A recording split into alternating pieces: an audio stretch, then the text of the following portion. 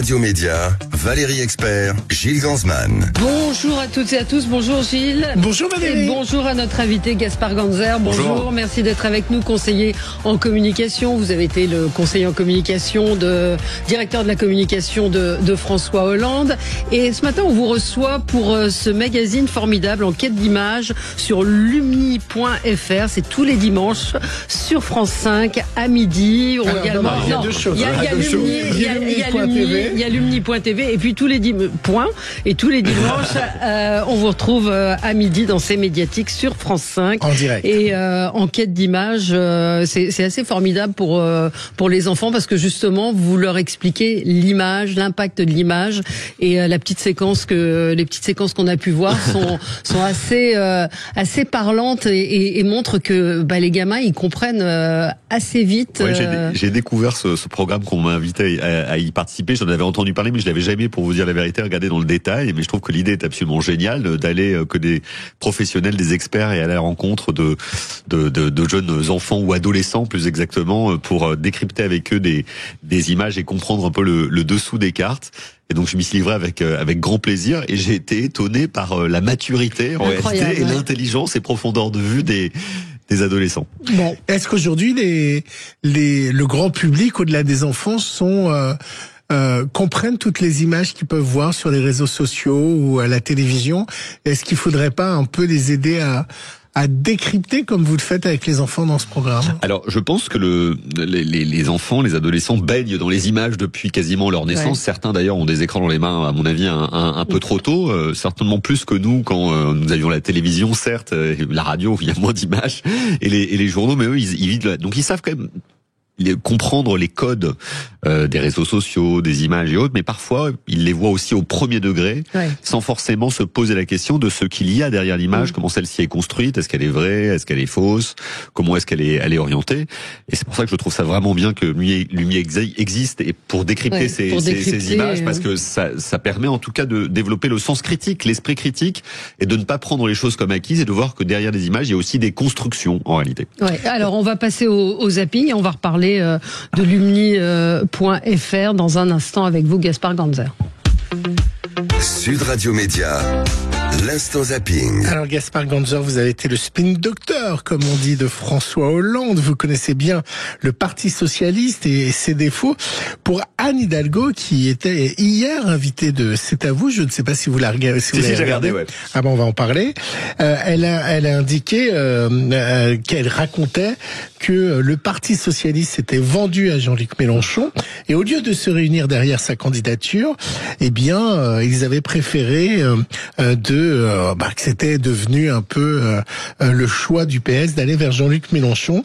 Elle a raconté ça hier soir dans C'est à vous et elle s'expliquait qu'elle avait eu un déclic lorsque le maire de Kiev lui avait posé cette question.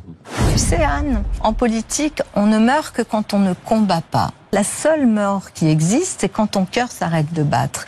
Et je me suis dit, cette leçon est quand même magnifique. Donc je ne reproche rien à personne puisque j'ai été candidate parce que je l'ai décidé aussi. À un moment où j'ai considéré que mon parti était à terre, que si on s'effaçait derrière Yannick Jadot, il n'y aurait plus de parti socialiste. Je me suis dit, mon parti, ce parti, derrière il y a Jaurès, il y a Blum, il y a tous ces gens-là qui ont porté des choses extraordinaires dans le pays. Si on ne relève pas le drapeau, il va rester par terre et il ne se relèvera plus. Et j'y suis allée, mais consciente que je partais avec un résultat de défaite assuré. À signaler que C'est à vous a enregistré son pire score de la saison avec Anne Hidalgo. Aïe. Ça a été une cata. Est-ce que vous pensez que Olivier Faure a vendu le PS et est-ce que vous pensez qu'elle n'a pas été soutenue? Je pense que malheureusement dans une campagne électorale, quand la dynamique est négative, comme c'était le cas, bien en fait les gens s'éloignent de vous et finissent par voter utile. C'est ce qui s'est passé. Les électeurs de gauche et peut-être une partie même des militants du Parti Socialiste ont décidé de voter pour d'autres candidats, soit pour Emmanuel Macron pour certains, pour Jean-Luc Mélenchon pour d'autres, pour Yannick Jadot pour des derniers. Elle a dû le sentir abandonné. Elle a eu du mérite, du courage de mener cette campagne, parce qu'elle fait un score très mauvais. Elle fait moins de 2%, je crois. 75. C'est vraiment très très dur, donc on n'aurait pas aimé être à sa place. Et j'imagine qu'elle doit, encore en conserver des cicatrices, des séquelles. Mais bon, c'est dur la politique, vous savez. Donc moi, je pense, là où je la rejoins, c'est déjà courageux d'être candidat. Et on n'est jamais mort. Non, mais bon, quand on fait 1,7% à la présidentielle, c'est sûr que c'est pas une bonne nouvelle pour la suite de son destin national. Mais on n'arrive pas à s'arrêter, non? Quand on est politique, quand on voit que François Hollande songe à revenir, que Dominique de Villepin, visiblement aussi. Il y a eu le très bon livre d'Elisabeth Martichoux, je ne sais pas si vous l'avez lu, sur la défaite en politique, où on voit François Bayrou qui ne lâche jamais et qui dit qu'il ne lâchera jamais. Non, les gens qui font de la politique sont des passionnés, et rares sont ceux qui arrivent à raccrocher. Mais il y a des exemples. Regardez Martine Aubry qui décide de quitter son poste à la mairie de Lille. Moi, j'ai travaillé avec Bertrand Delanoë à la mairie de Paris. Sûr. Il a réussi au bout de 2 mandats. Il l'avait dit. Il a arrêté. Nathalie Kosciusko-Morizet aussi, qui est partie dans d'autres aussi. Et je trouve ça bien. Mais c'est très difficile. Là, il y a un livre de Karine Thuil qui vient de sortir, qui s'appelle La guerre par d'autres moyens, qui porte justement sur un ancien président de la République qui est devenu alcoolique grave après sa défaite à l'Élysée, et on le voit dans son effondrement. Non, effectivement, c'est très difficile. François Hollande n'est pas devenu alcoolique, il est en pleine forme et en pleine santé, mais c'est vrai qu'il est toujours là et toujours continue de faire de la politique. Mais on a quand même l'impression qu'au PS, que ça soit Ségolène Royal ou Anne Hidalgo qu'on vient d'entendre, on laisse pas le pouvoir aux femmes. Je pense que le Parti socialiste c'est quand même un des partis politiques qui a le plus fait pour promouvoir la parité, donner des responsabilités aux femmes. La parité c'est une chose, le pouvoir c'est autre chose. Martine Aubry a quand même été première secrétaire du Parti socialiste, c'est quand même pas rien.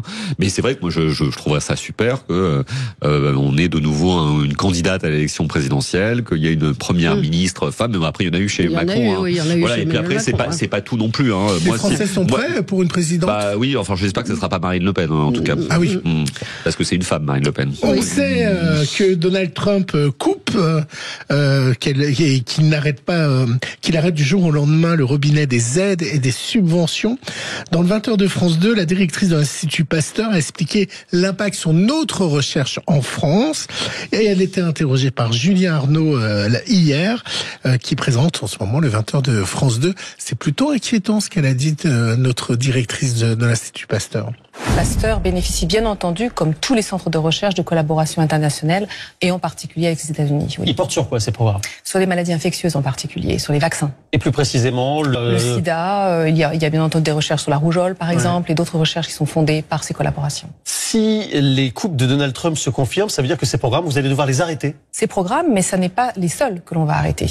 La recherche, c'est une collaboration entre tous les pays. Indépendamment de l'argent que l'on reçoit des États-Unis, interrompre la recherche sur les maladies infectieuses aux États-Unis a des conséquences globalement. Les autres pays n'ont pas les moyens de compenser tous ensemble et de faire sans les Américains? Pas pour le moment. Aujourd'hui, ces connaissances sont vraiment en grande partie aux États-Unis, qui a été le pays qui a investi le plus en recherche biomédicale au monde. On s'est vraiment pas préparé à Donald Trump. Je pense que les gens avaient pensé que c'était possible qu'il gagne, mais pas qu'il se comporterait de façon si différente. Il était assez clair dans sa campagne quand même. Oui, mais bon, c'est quelqu'un qui a aussi pas mal changé d'avis. Et dans son premier mandat, il avait dit beaucoup de choses qu'il n'a finalement pas réussi à faire ou qu'il a décidé de ne pas faire. Ce qui est un petit peu le cas aussi en ce moment. Enfin, je veux dire, il annonce des choses sur lesquelles il va avoir... c'est pour ça que au risque d'être un peu à contre-courant, j'attends de voir quand même comment ça va se passer au cours des prochaines semaines. Parce que il y a le mur économique et financier est en train de se dresser contre lui. Et s'il est lâché par les industriels, le peuple américain et peut-être même ses soutiens de la Silicon Valley dont on parle beaucoup, les Musk, Zuckerberg, les GAFAM, etc. Moi, je pense qu'il va revenir à des sentiments plus ordinaires. En termes de communication, c'est un bon communicant? Moi, je trouve qu'il en fait trop. Après, il arrive à faire tourner les médias autour de lui. Mais d'ailleurs, je pense qu'il fait de la politique pour cela. C'est de la politique spectacle, en fait. Ouais, c'est du spectacle politique même quelque part. C'est là où on voit que c'est un communicant. Est-ce que dans vos voyages officiels, cher Gaspard, vous avez déjà mangé des choses étonnantes ou exotiques? Oui. J'ai travaillé au Quai d'Orsay. Oui. Et je suis allé avec Laurent Fabius en Mongolie, à Oulan-Bator, puis après dans la steppe. Et je me souviens qu'au petit déjeuner, on nous avait servi de la viande cuite dans une panse de brebis avec des pierres chaudes et un verre de vodka vers 7h du matin et du lait de jument caillé. C'est pas mon meilleur petit déjeuner. Mais par contre, bon, j'ai goûté évidemment et tout pris bien parce qu'on respecte toujours les coutumes locales. Et c'est marrant parce que c'est la Mongolie, c'est quand on interroge souvent sur ses coutumes, je crois que c'est Bruno Solo aussi qui avait été obligé de boire un lait. Le lait caillé, c'est rude. Hein. Ça fait pas partie de nos habitudes alimentaires, on va dire. Non. Alors un reportage totalement fou à la douane de Roissy où vous allez voir, ils saisissent de plus en plus de choses étonnantes. C'était sous les caméras de TF1. Chaque bagage est fouillé à la recherche de viande exotique. Des singes entiers, des têtes de singes, c'est très fréquent.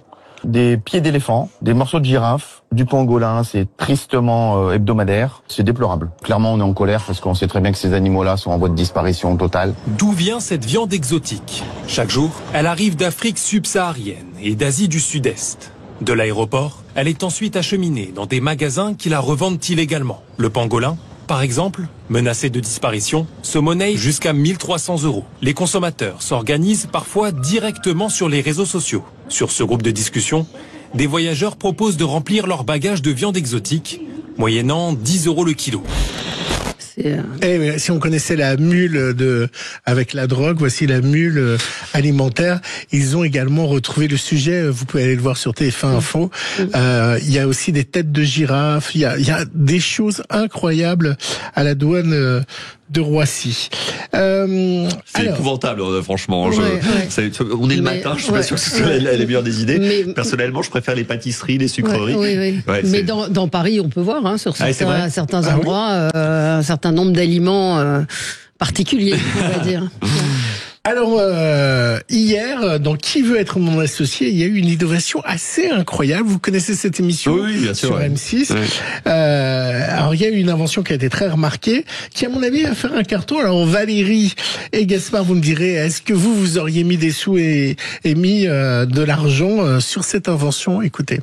Savez-vous combien de personnes détiennent les codes d'accès de votre immeuble? 3000. Ce chiffre est tout simplement vertigineux. On se fait beaucoup plus livrer qu'auparavant. Vous ajoutez à cela les appartements qui sont mis en location sur les plateformes saisonnières, avec vol de colis, vol de vélos, mais surtout un très fort sentiment d'insécurité. C'est pour cette raison que nous avons créé le système Kivala. C'est la première solution qui permet de créer des codes d'accès depuis son smartphone. Chaque résident peut générer un code d'accès avec une durée de validité différente. Un code à usage unique pour un livreur, un code avec une durée plus ou moins longue si c'est pour un infirmier, une garde d'enfants ou si vous mettez votre appartement sur les plateformes saisonnières.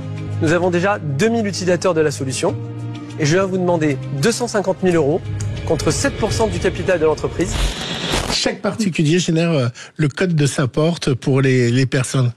C'est une super idée. C'est une bonne idée.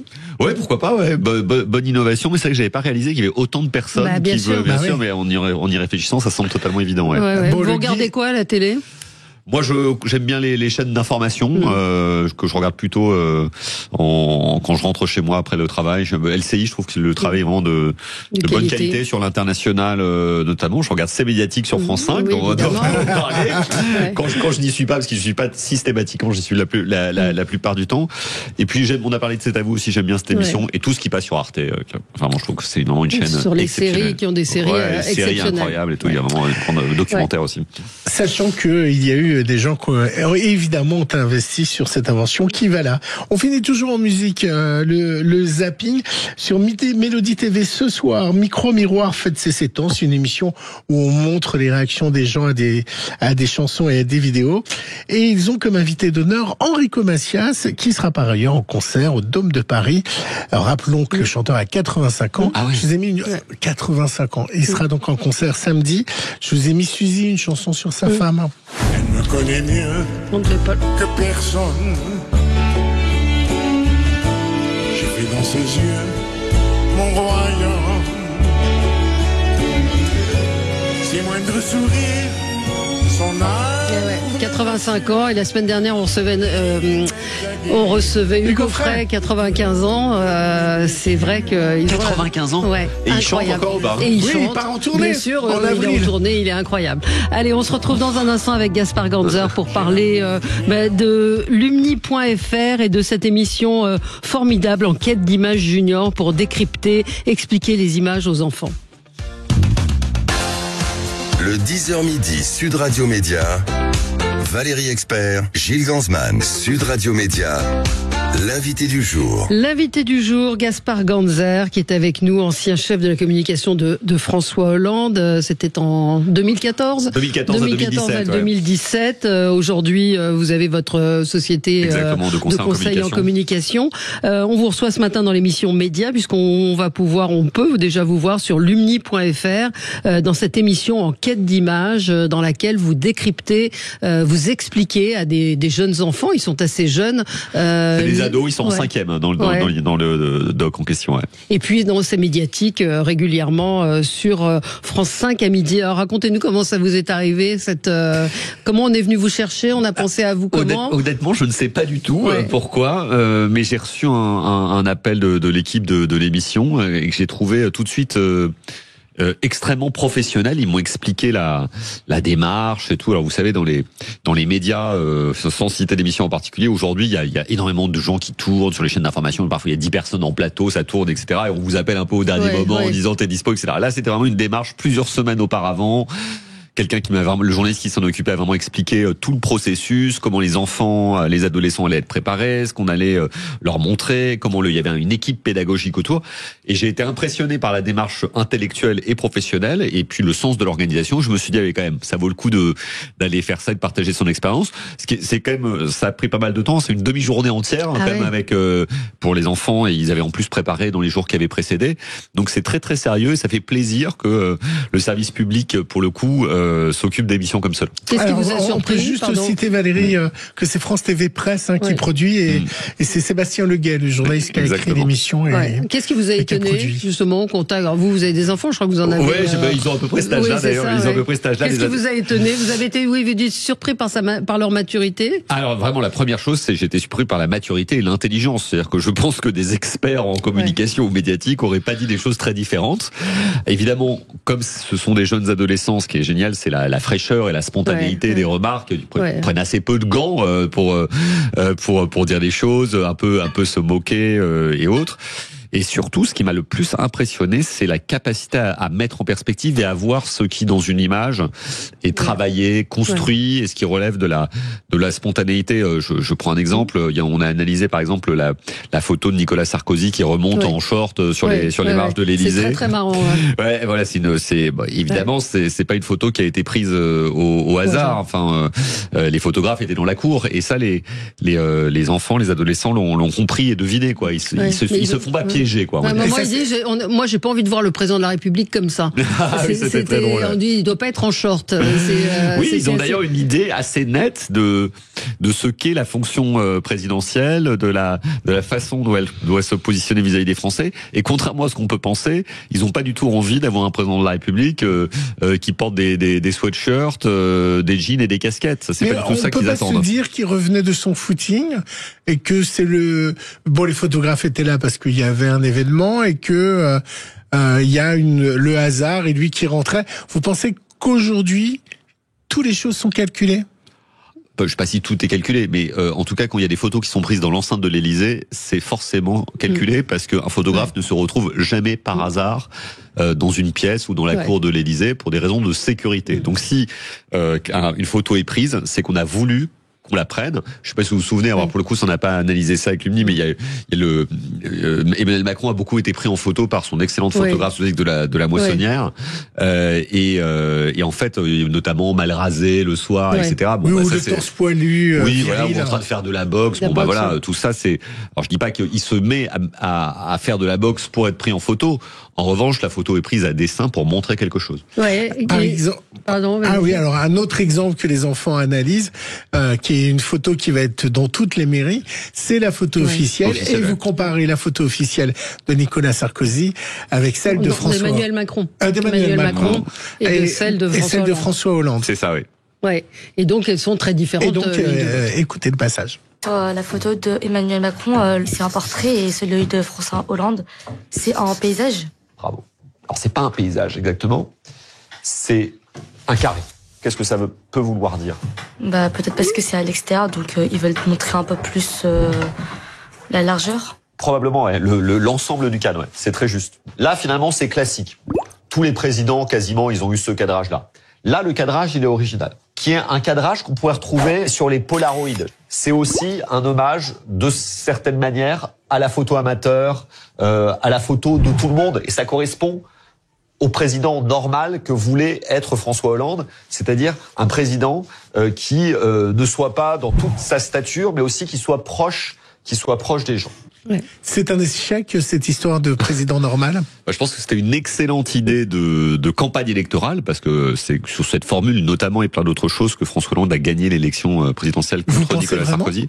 Parce qu'il a dit qu'il était normal? Non, parce qu'il était en contraste avec Nicolas Sarkozy. François Hollande l'a souvent dit. Ouais. Il a souvent dit. Il m'a dit. Il a souvent dit publiquement, y compris, que il avait été élu en 2012 parce que les Français voulaient changer de président de la République et ne voulaient plus avoir Nicolas Sarkozy, plus qu'ils voulaient avoir François Hollande, même si certains adhéraient à son programme.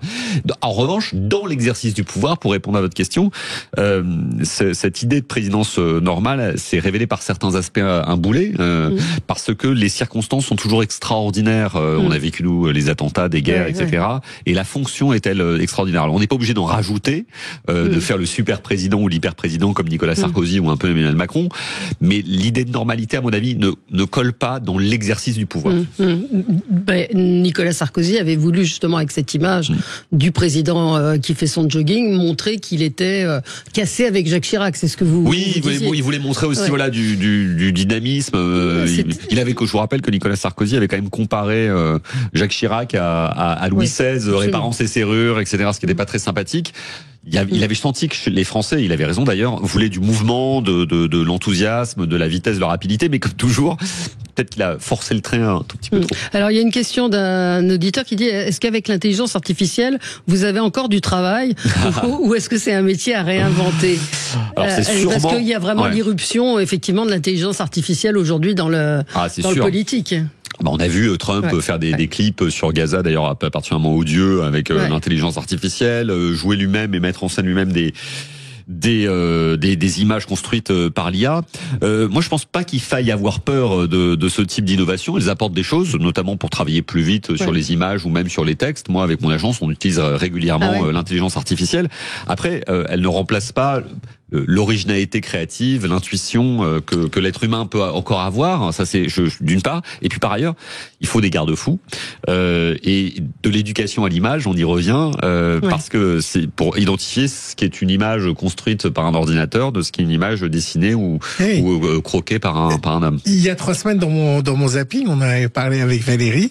J'avais passé un reportage de TF1 sur l'extrême droite au moment des élections pour renouveler l'Assemblée en Allemagne, qui avait utilisé, sans le dire, puisqu'ils n'étaient pas obligés, il n'y avait pas de problème légal, ils avaient diffusé des spots faits avec un faux homme politique qui était emprisonné, avec des images de l'image idéale qu'ils voulaient, avec des personnes blanches dans les bureaux et autres, et tout n'existait pas. Donc il est là aussi le danger de montrer des dealers dans une rue où il n'y a pas de dealers dans cette rue, etc. Mais en fait, c'est vrai, il y a ce danger. Mais en fait, ce danger, il est assez ancien et il est lié aussi au développement même des médias. Sans faire un cours d'histoire de la presse, mais au 19e siècle, quand on crée le droit de la presse, eh bien, on se pose ces questions. C'est qu'est-ce qu'il y a de plus grave? C'est la diffusion de fausses nouvelles, tout comme la diffamation et autres. C'est la même question qui se pose aujourd'hui. Il faudrait pouvoir réguler et contrôler, y compris devant la justice, pour que tout ne puisse pas être raconté et surtout des erreurs, des fausses fautes. Alors on va marquer une pause et on se retrouve dans un instant avec vous, Gaspard Ganzer, pour évoquer ces images, cette communication politique qui évolue grandement, et puis la nécessité de décrypter ces images pour les plus jeunes. À tout de suite. Le 10h midi, Sud Radio Média, Valérie Expert, Gilles Gansman. Sud Radio, le supplément média. Le supplément média, toujours avec Gaspard Ganzer, spécialiste en communication politique. Je rappelle que vous avez été le spin doctor de François Hollande, et on vous reçoit à l'occasion de la diffusion sur Lumni Franchement, je conseille à tous les parents d'aller sur cette plateforme parce que c'est extrêmement bien fait pour des ados 6e, 5e. Franchement, je suis allée voir le site. Il y a une grande richesse et une grande diversité de programmes, et autres. Même primaire, collège. Il y a énormément de choses et donc enquête d'images junior, stop au scroll, place à l'analyse des images avec les élèves et les créateurs venus. Il y a un projet de loi pour limiter le temps. Je sais pas si vous avez vu ça, le temps d'écran. Non, mais de TikTok. Ah, de TikTok. Il y a un projet de loi qui a été déposé et le groupe chinois a accepté qu'il y ait des limites qui soient mises. Est-ce que TikTok, justement, pervertit un petit peu cette perception de l'image? Ouais, c'est sûr. Enfin, on scrolle, on fait défiler des vidéos à plus en pouvoir. Alors, c'est un problème pour les enfants, c'est aussi un problème pour les adultes. Hein, je dois vous le dire. Voilà, exactement. Mais quand on regarde, moi, vous savez, toutes les semaines, je reçois des notifications en début de semaine sur le temps que j'ai passé sur mon téléphone portable. Je les regarde même plus tellement je me sens mal à l'aise. Hein. C'est terrible. Mais est-ce qu'il faut aller sur... Moi, je me suis enlevé de plusieurs réseaux pour me dire ne plus être pollué dans ma tête. Est-ce qu'il faut continuer à suivre les fake news, etc. pour se dire je veux rester informé et il se dit des choses? Enfin, t'es assez grand pour voir si c'est fake news ou pas. Enfin, vous êtes assez grand pour savoir ce qui est une fake news et ce qui est pas une fake news. On peut se faire encore rouler. Oui, parfois. oui. Vous savez, moi, ça m'arrive assez souvent. On a quand même des biais cognitifs de confirmation. C'est-à-dire que il y a des choses qu'on a envie de voir, qu'on a envie d'en entendre, qu'on a envie de lire, et en fait quand on les voit on se dit je le savais bien, etc. Et comme on est un peu content comme ça, pris par la dopamine là, cette hormone du plaisir, on se dit pas c'est peut-être faux en fait. Donc on peut avoir cette tendance là. Donc faut quand même souvent penser contre soi-même. Raison d'y aller sur ces réseaux-là plutôt de communiquer autrement? Alors moi je pense que c'est peut-être l'âge maintenant, mais je pense qu'il faut quand même savoir se retenir d'être partout tout le temps. On abîme la fonction. J'ai changé d'avis là-dessus, je dois vous avouer. C'est-à-dire que quand les réseaux sociaux sont apparus, je trouve que c'était un terrain de jeu, d'expression passionnant, créatif, très positif. Et là, vu ce que c'est devenu, je dis pas qu'il faut les quitter, je dis pas du tout ça. En revanche, je pense qu'il faut moins se focaliser sur le média qu'on utilise, média numérique en l'occurrence, que sur le contenu de ce qu'on a à dire. Parce qu'en fait, quand on dit quelque chose de fort, de puissant, avec une idée, un projet, en fait, c'est repris partout. Peu importe l'endroit, et on peut aller sur Sud Radio, comme on peut aller sur LCI ou sur Instagram. Finalement, c'est le contenu de ce qu'on aura dit qui sera retenu. Ou le dire au cours d'un repas, en disant, faut surtout pas l'écrire et ça va être plus tordu, mais ça arrive. Mais vous avez quel rapport avec votre téléphone justement et avec c'est-à-dire que vous êtes drogué oui, alors déjà, à X, vous êtes abonné à tout? X, j'ai un peu levé le pied. J'aime beaucoup Instagram pour tout vous dire. Et moi pour des raisons professionnelles que pour des raisons personnelles, j'y retrouve mes amis et figurez-vous que c'est même là que j'ai rencontré ma dernière amoureuse. Donc je remercie Instagram parce que sans Instagram je ne serais pas tombé amoureux au début de l'année. Voilà. C'est dingue. Et ben voilà. Mais vous étiez sur votre vrai nom, Gaspard Ganzer? Oui, je suis sur mon vrai nom. Et là, vous n'êtes pas dit, est-ce qu'elle s'intéresse vraiment à moi pour moi? Non, je peux évidemment que ça soit forcément à moi pour moi, évidemment. Comment est-ce que vous pouvez penser autrement? Pour revenir sur l'émission Lumni.fr, on parle donc de l'image, et il y a donc cette fameuse image de François Hollande.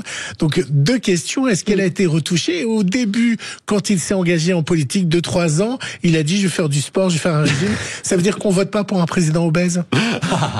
Je ne sais pas. Si, je parle en termes de communication. Est-ce qu'on peut voter pour un président moche et gros? Je parle pas de François Hollande.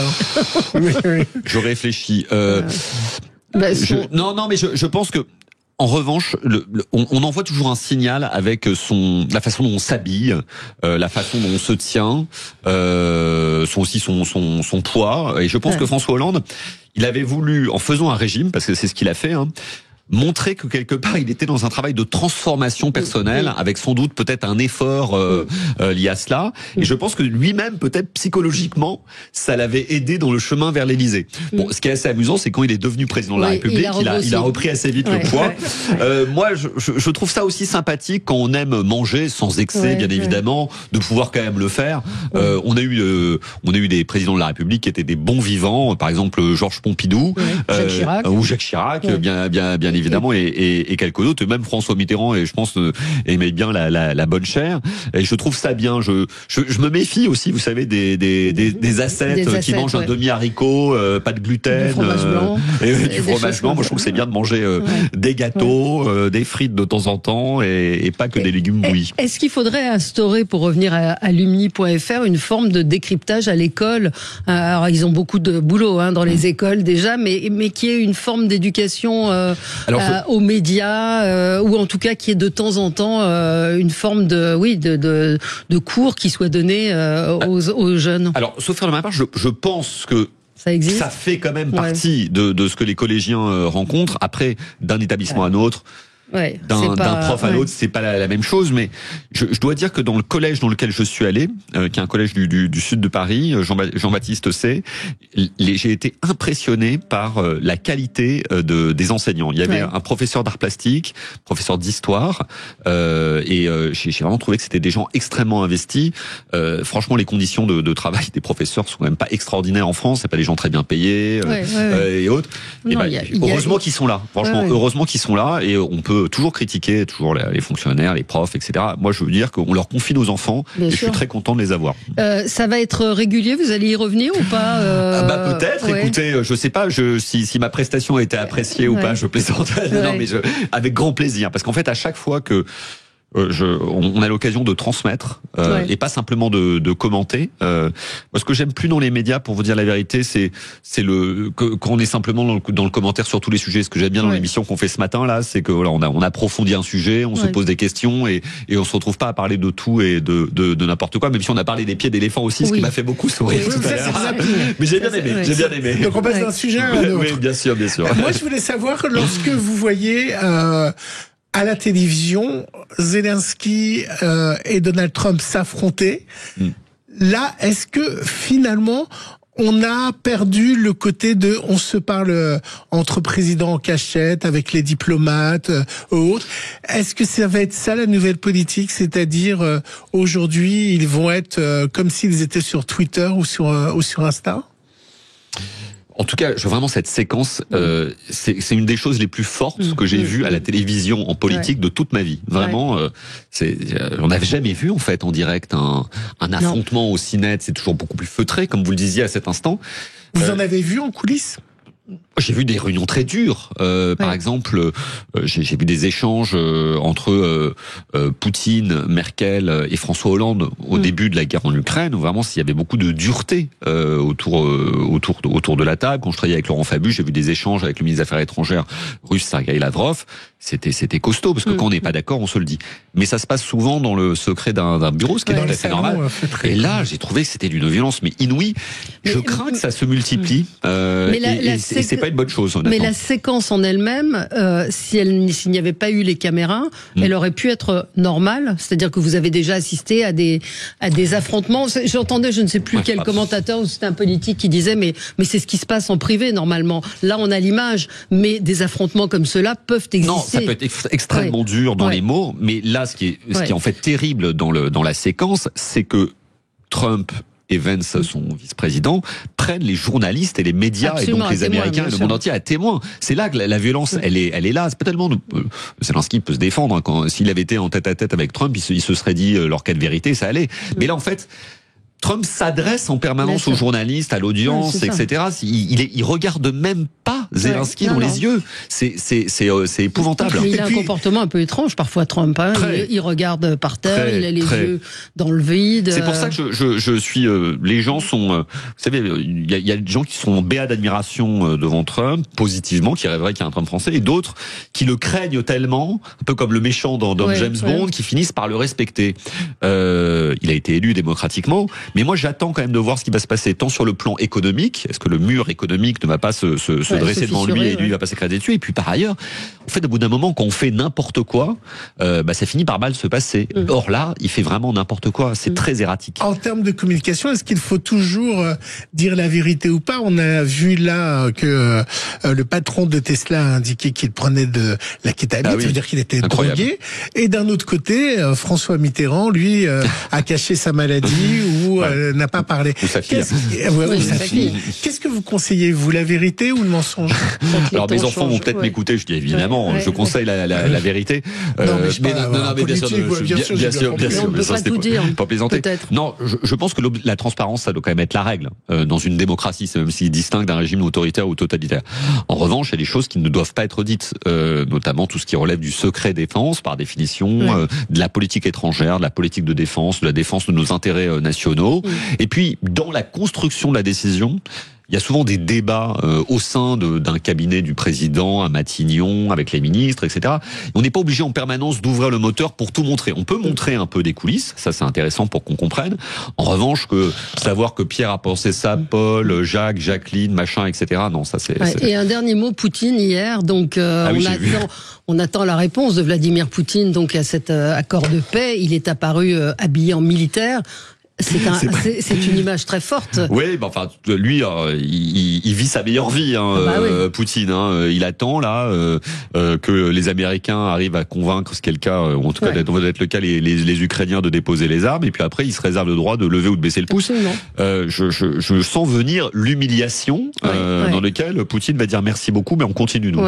Le battle dress hier, c'est ce que ça semblait vouloir dire. C'est ce que ça semblait vouloir dire. Merci beaucoup, Gaspard Ganzer, d'avoir été avec nous. C'était très intéressant. Lumni.fr, vraiment je le conseille, ça va de la maternelle au lycée avec des programmes. Moi j'ai découvert ce site, même si on en avait déjà parlé une fois, je ne sais plus sur quel sujet, mais en tout cas Lumni.fr, allez-y pour alors avec modération pour les écrans évidemment, mais très intéressant. Merci Gaspard Ganzer d'avoir été avec nous. Tout de suite les débats. Merci beaucoup. Sud Radio. Sud Radio. Parlons vrai.